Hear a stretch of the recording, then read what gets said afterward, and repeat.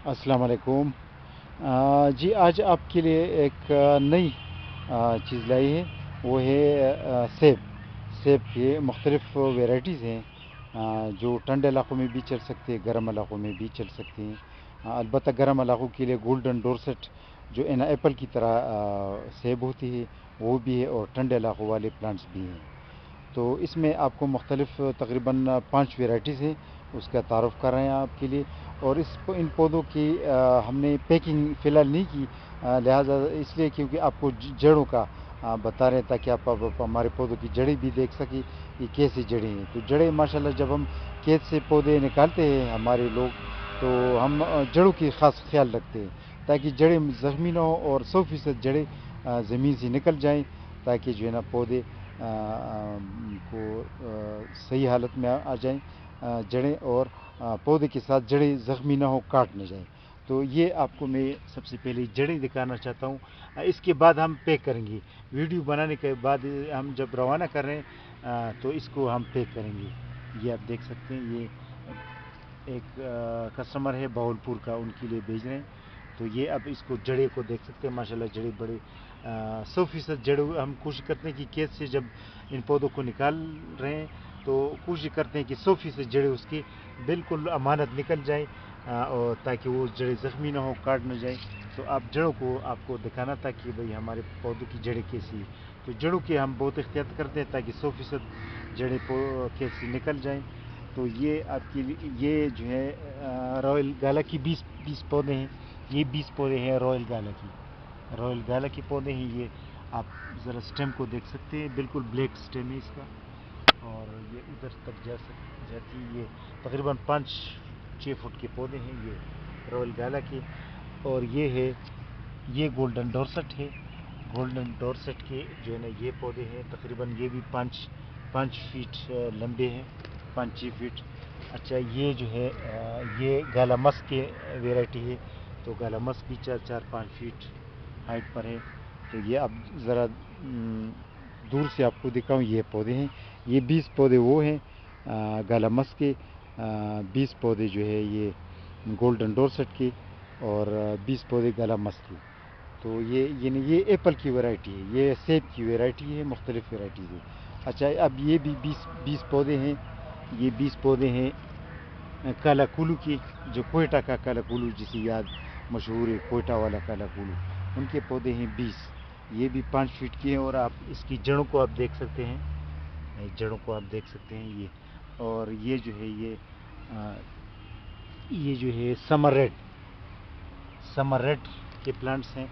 Summer red जो है ना गर्म इलाक़ों में भी, गोल्डन डोरसेट और समर रेड दोनों गर्म इलाक़ों में कामयाब है और ठंडे इलाक़ों में भी कामयाब है। तो ये 5 फीट के पौधे, 20-20 बंडल्स हैं इसकी, 5 बंडल्स है सेब की। और ये जो है तकरीबन 40 पौधे हैं। इसकी जड़ों को आप देख सकते हैं, नेक्ट्रीन की, ये नेक्ट्रीन के पौधे हैं। ये भी तकरीबन 5 फीट के पौधे हैं जी, नेक्ट्रीन के। ठीक है, तो ये जो है भावलपुर के लिए भेज रहे हैं। तो 20-20 पौधों की एक बंडल्स हैं, और तकरीबन एप्पल की 5 वेराइटीज़ है, 5 वेराइटीज़ है। नेक्ट्रीन भी साथ है, 40 पौधे। अच्छा, और ये एक और कस्टमर के लिए पिस्ते की प्लांट्स रवाना कर रहे हैं। पिस्ता, ईरानी पिस्ता, बहुत प्यारे प्लांट्स हैं।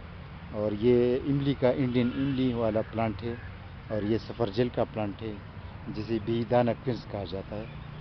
तो आज फोकस करनी थी रॉयल गाला पर।